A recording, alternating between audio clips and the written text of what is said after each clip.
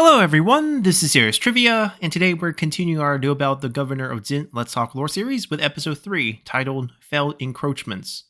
Before we get started, here's the answer to our trivia question from our previous episode, and be sure to stay tuned for a new trivia question at the end of this episode.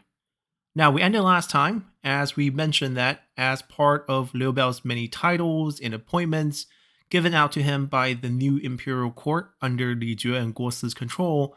was the military command over the three frontier provinces of Yang, Yi, and Jiao provinces. Using this appointment, Liu Biao would repeatedly try to expand his influence beyond the borders of the Jin province throughout his lifetime, and we're going to see how successful he is in this episode. First, in 182, just as Yuan Shu was being expelled from the Jin province, Liu Biao would already turn his eyes on the Yi province, as he would write a report to the imperial capital,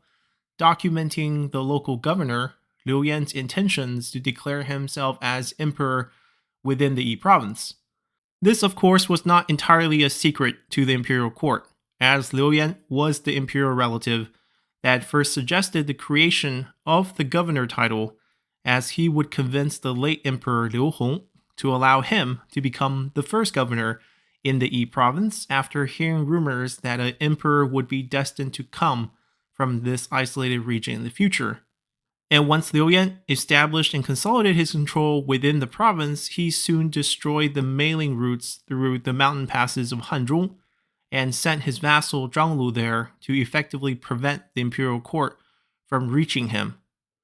Gaining autonomy through isolationism, Liu Yan then proceeded to live like an emperor, as he would model his carriages and clothing in the imperial style. So naturally, Liu Yan and the Yi province became Liu Biao's first target, as Liu Biao felt that he both had the right from his imperial appointment and the moral high ground due to Liu Yan's treasonous actions to extend his reach into the Yi province. So in 194, right after Liu Yan's death, while Liu Yan's heir, Liu Zhang, was struggling to retain control of the Yi province, Liu Biao sent one of his officials in Liu He to march into the Yi province to ally with local officers who disliked Liu Zhang in an attempted coup to displace Liu Zhang and take control of the Yi province from within. Liu He managed to gain turncoat officers such as Shen Mi, Lou Fa, and Gan Ning, but their combined forces was unable to defeat Liu Zhang, as Liu Zhang's lieutenant, Zhao Wei, who was one of the key supporters of Liu Zhang as heir in the first place, as their forces would not only beat back the coup attempt and force Liu He and the turncoat officers to retreat back inside the Jin province, but in addition, Zhao Wei would actually manage to counterattack deep into the Jin province and end up occupying a sizable area which would serve as a buffer zone between the two provinces for years to come. Eventually, Zhao Wei would actually lead a coup himself against Liu Zhang, but that's going to be a story for Liu Zhang's Let's Talk Lore series in the future. Now, with the failed expansion into the Yi province, Liu Biao would turn his eyes south towards the Jiao province, where the local governor in Zhangjin had repeatedly attacked the southern commanderies of the Jin province in Linling and Guiyang in between the years 199 to 203. But due to how weak the Jiao province forces were, these attacks ultimately failed. But before we move on to talk about Liu Biao's response to these attacks, we need to first properly introduce Zhang Jin and explain why he had launched these attacks in the first place, as it was rather unusual, even in this time of chaos, for one provincial governor to attack its neighboring provincial governor. So prior to Zhang Jin's appointment as the governor of the Jiao province, he was extremely well connected in the political circles of the capital during the final years of Emperor Liu Hong's reign, as he was first a house guest of Grand General He Jin, before allying himself with Yuan Shao after He Jin's assassination. He was a firm believer in Taoism, and in a twisted way, despised both the eunuchs and the Confucian structure of the government. This personal belief made him a proponent for the eradication of the eunuchs prior to and after He Jin's assassination, which he also personally took part in along with the likes of Yuan Shao and Cao Cao. And it goes without saying that he was personally close to both Yuan Shao and Cao Cao, which is why after the death of the previous prefect of the Jiao province in Zhufu in 195, The imperial court, which fell under the control of Cao Cao in 196, ended up appointing Zhang Jin as the new prefect for the Jiao province. After arriving here, Zhang Jin gained the support of Shi Xie, who was the administrator of the Jiaozhi commandery within the Jiao province at this time, and Shi Xie would eventually recommend to the court to make Zhang Jin a governor in 197, to which Cao Cao happily agreed to. In addition, as Cao Cao and Liu Biao's relationship started to sour in this period, following a campaign between Cao Cao and Liu Biao's vassal Zhang Xiu, which we will dive deeper into in our next episode, Cao Cao plotted to have his former friend and now political ally in Zhang Jin to secretly launch campaigns against Liu Biao from his southern flank, as we know historically from a letter written by Xiahou Dun prior to the Battle of Guandu that refers to Cao Cao's promise of land of Linling and Guiyang to Zhang Jin,